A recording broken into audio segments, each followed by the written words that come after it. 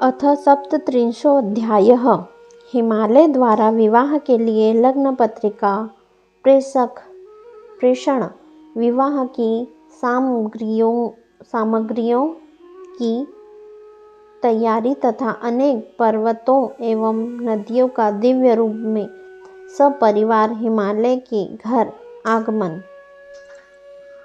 नारद जी बोले, हे तात, हे महाप्राज्ञ, हे प्रभु, अब आप कृपा कर मुझे यह बताइए कि उन सप्तर्षियों के चले जाने के बाद हिमालय ने क्या किया।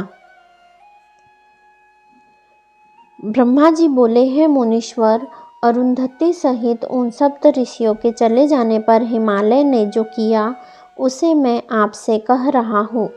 उसके बाद महामनस्वी गिरिराज हिमालय प्रिय पुत्रों सहित अपने मेरु आदि बंधुओं को बुलाकर बड़े प्रसन्न हुए। उनसे आज्ञा लेने के बाद हिमालय ने प्रीतिपूर्वक अपने पुरोहित गर्ग जी से लग्न पत्रिका लिखवाई और उन्होंने प्रसन्न मन वाले अपने सेवकों से अनेक प्रकार की सामग्रियों तथा उस लग्न पत्रिका को बड़े प्रेम से शिवजी के पास भिजवाया। उन लोगों ने कैलाश पर शिवजी के समीप जाकर उनको तिलक लगाकर वह पत्रिका उन्हें प्रदान की। भगवान सदाशिव ने उन लोगों का विशेष रूप से यथोचित सम्मान किया और प्रसन्नतापूर्वक वे सभी लोग हिमालय के पास लौट आए। हिमालय भी शिवजी के द्वारा विशेष रूप से सम्मानित हुए। हर्षित लोगों को देखकर मन ही मन अत्यंत प्रसन्न हो गए। तत्पश्चात उन्होंने भी अनेक देशों में रहने वाले अपने संबंधियों को बड़े प्रेम के साथ सुखदायक निमंत्रण भेजा। उसके बाद उन्होंने आदर से उत्तम अन्न तथा विवाह के लिए अनेक प्रकार की उपयोगी सामग्रियां एकत्रित की। उन्होंने चावल, चिवड़ा, गुड़, शर्करा तथा नमक का पहाड़ लगवा दिया। दूध, घी, दही की वापी बनवाकर उन्होंने जौ आदि का आटा, लड्डू, पूड़ी, स्वस्तिक, शर्करा प्रभूत संग्रहण करवाया और अमृत के समान स्वादिष्ट इक्षु रस की वापी बनवा दी तथा मक्खन, आसवों का समूह एवं महास्वादिष्ट पकवानों एवं रसों का ढेर लगवा दिया। शिवजी के गणों तथा देवताओं के लिए हितकारक अनेक प्रकार के व्यंजन वस्तुएं तथा अग्नि से पवित्र किए गए अनेक प्रकार के बहुमूल्य वस्त्र, नाना प्रकार की मणियां, रत्न, सुवर्ण तथा चांदी, इन द्रव्यों को तथा अन्य वस्तुओं को विधिपूर्वक एकत्रित करके गिरिराज ने मंगलदायक दिन में मंगलाचार प्रारंभ किया। पर्वतों की स्त्रियां पार्वती का संस्कार करने लगी।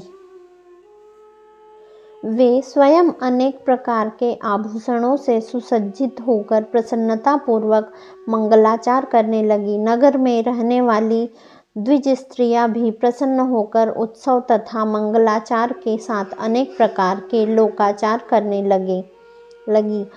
हिमालय भी प्रसन्नचित होकर प्रेम के साथ समस्त मंगलाचार का बंधु वर्गों के आने की प्रतीक्षा करने लगे। इसी बीच निमंत्रित उनके सभी बांधव अपनी स्त्रियों, पुत्रों तथा सेवकों सहित प्रसन्नतापूर्वक वहां आ गए। हे देवर से अब उन पर्वतों का आगमन आदरपूर्वक सुनिए। मैं शिवजी की प्रीति बढ़ाने के लिए संक्षेप से इसका वर्णन कर रहा हूँ। सबसे पहले सर्वश्रेष्ठ तथा श्रीमान देवालय नामक पर्वत सुंदर वेश से अलंकृत होकर दिव्य रूप धारण कर अनेक प्रकार के रत्नों से दीप्यमान अपने समाज तथा कुटुंब के साथ अनेक मणियों तथा बहुमूल्य रत्नों को लेकर हिमालय के यहाँ पहुँचे। संपूर्ण शोभा से संयुक्त मंदराचल अनेक प्रकार के उत्तम उपहारों को लेकर अपनी स्त्री तथा पुत्रों सहित हिमालय के पास गए। उदार बुद्धि वाले तथा दिव्यात्मा अस्ताचल पर्वत भी महान शोभा से युक्त हो विविध प्रकार की भेंट सामग्री लेकर प्रसन्नतापूर्वक हिमालय के निकट आए। उसी प्रकार हर्षोल्लास से समन्वित उदयाचल भी सभी प्रकार के उत्तम रत्न तथा मणियों को लेकर अत्युत्तम परिवार के साथ आए। मलयाचल भी आदरपूर्वक अत्यंत दिव्य रचना से युक्त हो बहुत सी सेना तथा परिवार सहित हिमालय के यहाँ आए। हे तात, दर नामक पर्वत भी प्रसन्न हो अपनी पत्नी के साथ महान शोभा से युक्त होकर हिमालय के घर शीघ्र पहुँचे। निषद पर्वत भी प्रसन्नचित होकर अपने परिवारजनों के साथ हिमालय के घर आए। इसी प्रकार महाभाग्यवान गंधमादन पर्वत भी पुत्र तथा स्त्रियों के साथ प्रसन्नता से हिमालय के घर आए। महान ऐश्वर्य से समन्वित होकर करवीर तथा पर्वत श्रेष्ठ महेंद्र भी हिमालय के घर आए।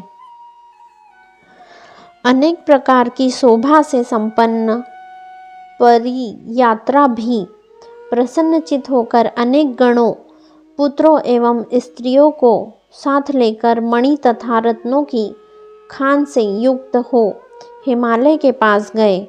गिरिश्रेष्ठ पर्वतराज क्रौंच अपनी सेना तथा सेवकों को लेकर अपने पुत्र स्त्री तथा परिवार सहित प्रसन्न हो भेंट सामग्री से युक्त हो आदरपूर्वक हिमालय के घर गए। पुरुषोत्तम पर्वत भी अपने समाज सहित बड़े आदर के साथ बहुत सी भेंट सामग्री लेकर हिमालय के पास आए। नील पर्वत भी अपनी स्त्री तथा पुत्र के साथ बहुत सा द्रव्य लेकर आनंदित होकर हिमालय के घर आए। त्रिकूट, चित्रकूट, वेंकट, श्रीगिरि, गोकामुख तथा नारद ये पर्वत भी हिमालय के घर आए। पर्वत श्रेष्ठ विंध्य भी अत्यंत प्रसन्नचित होकर अपने स्त्री पुत्रों सहित नाना प्रकार की संपत्ति से युक्त हो हिमालय के घर आए। महाशैल कालंजर अपने अनेक गणों के साथ प्रसन्नतापूर्वक हिमालय के घर आए।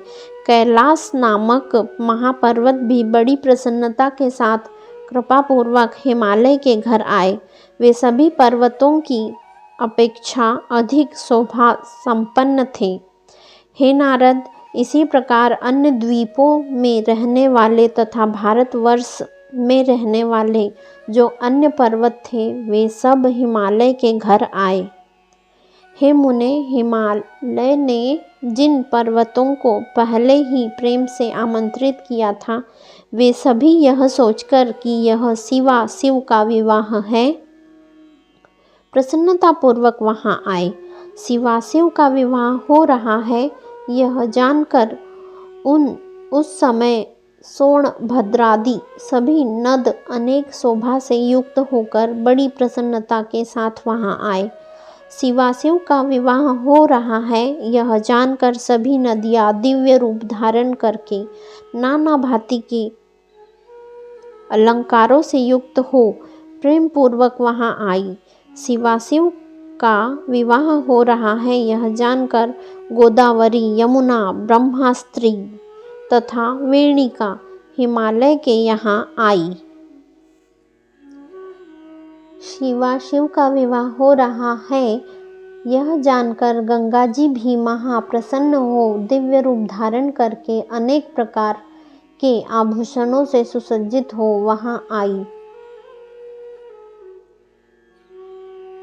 शिवाशिव का विवाह हो रहा है यह जानकर सरिताओं में श्रेष्ठ अत्यंत आनंद प्रदान करने वाली रुद्र की कन्या नर्मदा भी बड़े प्रेम से शीघ्र वहां आ गई। उस समय हिमालय के यहाँ आए हुए उन सभी लोगों ने वह दिव्य तथा सभी शोभा से युक्त पूरी भर गई। वह महोत्सव से युक्त हो गई। उसमें नाना प्रकार के केतु, ध्वज एवं तोरण सुशोभित होने लगी। नाना प्रकार के वितानों से सूर्य का प्रकाश रुक गया और वह पूरी रंग बिरंगे रत्नों की छटा से पूर्ण हो गई। हिमालय ने भी प्रसूत आदर के साथ अत्यंत प्रेम पूर्वक उन स्त्री तथा पुरुषों का यथोचित सम्मान किया। उन्होंने सभी लोगों को अलग अलग उत्तम स्थानों पर निवास प्रदान किया और अनेक प्रकार की सामग्रियों से उन्हें पूर्ण रूप से संतुष्ट किया। इस प्रकार श्री शिव महापुराण के अंतर्गत द्वितीय रुद्र संहिता के तृतीय पार्वती खंड में लग्न पत्र संप्रेषण सामग्री संग्रह शैलागमन वर्णन नामक 37वां अध्याय पूर्ण हुआ। अगला अध्याय सुनने के लिए चैनल को सब्सक्राइब कीजिए तथा बेल आइकन प्रेस कीजिए। कमेंट में हर हर महादेव अवश्य लिखिए। हर हर महादेव।